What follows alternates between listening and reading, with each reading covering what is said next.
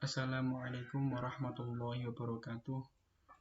Selamat pagi kepada Bapak dosen Bapak Muhammad Mas'ud MPD, dan selamat pagi kepada teman-teman semua. Semoga kita dalam keadaan sehat walafiat. Perkenalkan, nama saya Muhammad Fatur Rozak dari kelompok 2 mata kuliah Tafsir Ahkami. Di sini saya akan membahas materi tentang metode penafsiran ayat-ayat hukum. Bab 1. Pendahuluan. Al-Quran adalah firman Allah Subhanahu wa Ta'ala yang merupakan sumber utama ajaran Islam, juga sebagai petunjuk bagi seluruh umat manusia. Muncul dari zatnya dalam bentuk perkataan yang tidak dapat digambarkan, diturunkan kepada Rasulnya melalui malaikat Jibril dalam bentuk wahyu, yang diturunkan secara berangsur-angsur. Al-Quran yang merupakan bukti kebenaran Nabi Muhammad, sekaligus petunjuk untuk umat manusia kapan dan dimanapun. Memiliki berbagai macam keistimewaan. Keistimewaan tersebut antara lain susunan bahasanya yang unik memesonakan, dan pada saat yang sama mengandung makna-makna yang dapat dipahami oleh siapapun yang memahami bahasanya, walaupun tentunya tingkat pemahaman mereka akan berbeda-beda akibat berbagai faktor. Redaksi ayat-ayat Al-Quran, sebagaimana setiap redaksi yang diucapkan atau ditulis, tidak dapat dijangkau maksudnya secara pasti, kecuali oleh pemilik redaksi tersebut. Hal inilah yang kemudian menimbulkan keanekaragamaan penafsiran dalam hal Al-Quran.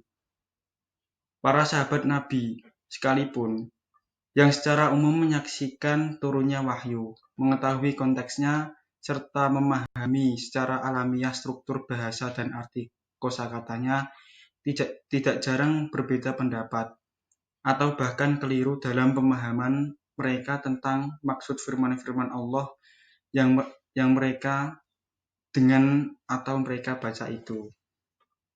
Oleh karena itu, dibutuhkan ilmu dan metode secara benar dalam memahami dan menafsirkan ayat-ayat Al-Quran. Seseorang tidak boleh menafsirkan ayat Al-Quran dengan tafsirannya sendiri tanpa ilmu. Barang siapa yang menafsirkan ayat Al-Quran dengan tafsirannya sendiri, maka hendaklah dia menyiapkan tempatnya di neraka. Bab 2. Pembahasan metode penafsiran.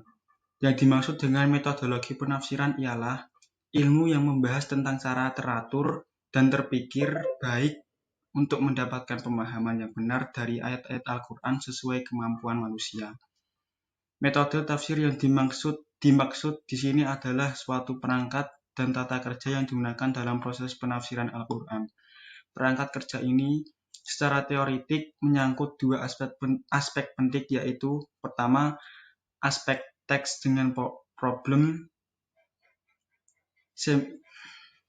Yang pertama yaitu aspek teks dengan problem semiotik dan semantiknya. Kedua, aspek konteks di dalam teks yang mempresentasikan ruang-ruang sosial dan budaya yang beragam di mana teks itu muncul.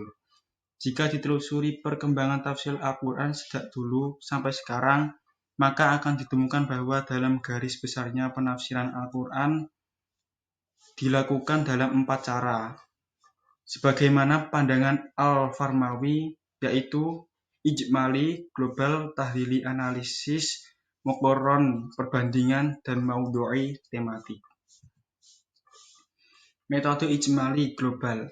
Pengertian. Yang dimaksud dengan metode tafsir ijmali ialah suatu metode tafsir yang menafsirkan ayat-ayat Al-Quran dengan cara mengemukakan makna global. Pengertian tersebut menjelaskan ayat-ayat Al-Quran secara ringkas tapi mencakup dengan bahasa yang populer, mudah dimengerti, dan enak dibaca. Sistematika penulisannya menurut susunan ayat-ayat di dalam mushaf. Di samping itu, penyajiannya tidak terlalu jauh dari gaya bahasa Al-Quran sehingga pendengar dan pembacanya seakan-akan masih tetap mendengar Al-Quran padahal yang didengarnya itu tafsirnya. Ciri-ciri metode ijmali. Dalam metode ijmali, seorang mufasir langsung menafsirkan Al-Quran dari awal sampai akhir tanpa perbandingan dan penetapan judul. Pola serupa ini tak jauh berbeda dengan metode analisis. Nama uraian di dalam metode analisis lebih rinci daripada di dalam metode global, sehingga mufasir lebih banyak dapat mengemukakan pendapat dan ide-idenya. Sebaliknya, di dalam metode global, tidak ada ruang bagi mufasir untuk mengemukakan pendapat serupa itu. Itulah sebabnya kitab-kitab tafsir ijmali seperti disebutkan di atas tidak memberikan penafsiran secara rinci, tapi ringkas dan umum sehingga seakan-akan kita masih membaca Al-Quran, padahal yang dibaca tersebut adalah tafsirnya. Namun pada ayat-ayat tertentu, metode tahlili. Yang dimaksud dengan metode tahlili ialah menafsirkan ayat-ayat Al-Quran dengan memaparkan segala aspek yang terkandung di dalam ayat-ayat yang ditafsirkan itu, serta menerangkan makna-makna yang tercakup di dalamnya, sesuai dengan keahlian dan kecenderungan mufasir yang menafsirkan ayat-ayat tersebut. Ciri-ciri metode tahlili. Pola penafsiran yang diterapkan para penafsir yang menggunakan metode tahlili terlihat jelas bahwa mereka berusaha menjelaskan makna yang terkandung di dalam ayat-ayat Al-Quran secara komprehensif dan menyeluruh, baik yang berbentuk al-ma'thur maupun al-ra'yu, sebagaimana dalam penafsiran tersebut Al-Quran ditafsirkan ayat demi ayat dan surat demi surat secara berurutan, serta tak ketinggalan menerangkan asbabun nuzul dari ayat-ayat yang ditafsirkan. Metode muqarrin komparatif. Metode muqarrin dapat dirangkum sebagai berikut.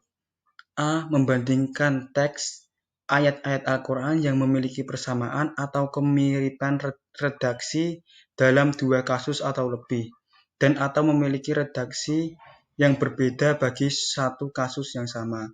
B. Membandingkan ayat Al-Quran dengan hadis Nabi yang pada lahirnya terlihat bertentangan. C. Membandingkan berbagai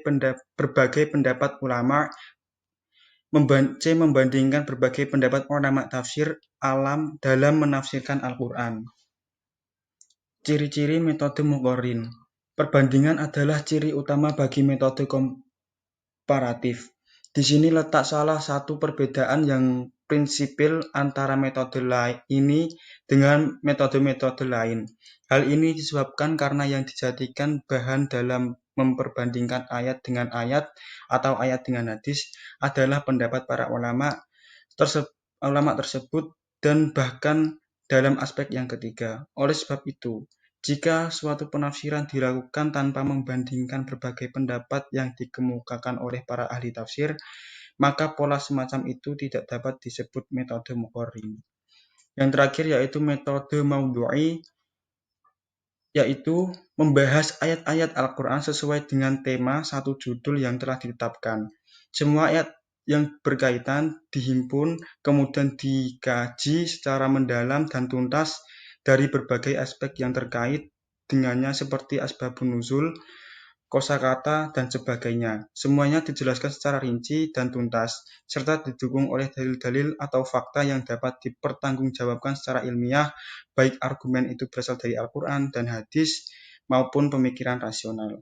Ciri-ciri metode maudhu'i. Yang menjadi ciri-ciri utama metode ini ialah menonjolkan tema, judul, atau topik pembahasan, sehingga tidak salah bila dikatakan bahwa metode ini juga disebut metode topikal. Jadi mufasir mencari tema-tema atau topik-topik yang ada di tengah masyarakat atau berasal dari Al-Quran itu sendiri, ataupun dari yang lain. Kemudian tema-tema yang sudah dipilih itu dikaji secara tuntas dan menyeluruh dari berbagai aspek, sesuai dengan kapasitas atau petunjuk yang termuat di dalam ayat-ayat yang ditafsirkan tersebut. Artinya, penafsiran yang diberikan tak boleh jauh dari pemahaman ayat-ayat Al-Quran, agar tidak terkesan penafsiran tersebut berangkat dari pemikiran atau terkaan belaka. Yang terakhir yaitu kesimpulan. Metodologi penafsiran ialah ilmu yang membahas tentang cara yang teratur dan terpikir baik untuk mendapatkan pemahaman yang benar dari ayat-ayat Al-Quran sesuai kemampuan manusia. Sepanjang sejarah penafsiran Al-Quran, paling tidak ada dua bentuk penafsiran yang dipakai oleh ulama, yaitu bil ma'thur dan bir ra'yu. Jika ditelusuri perkembangan tafsir Al-Quran sejak dulu sampai sekarang, maka akan ditemukan bahwa dalam garis besarnya penafsiran Al-Quran ini dilakukan dalam 4 cara. Sebagaimana pandangan Al-Farmawi yaitu ijmali, tahlili, muqarron, dan maudhu'i. Baik, sekian dari saya. Jika ada kesalahan mohon maaf. Terima kasih, semoga bermanfaat. Wassalamualaikum warahmatullahi wabarakatuh.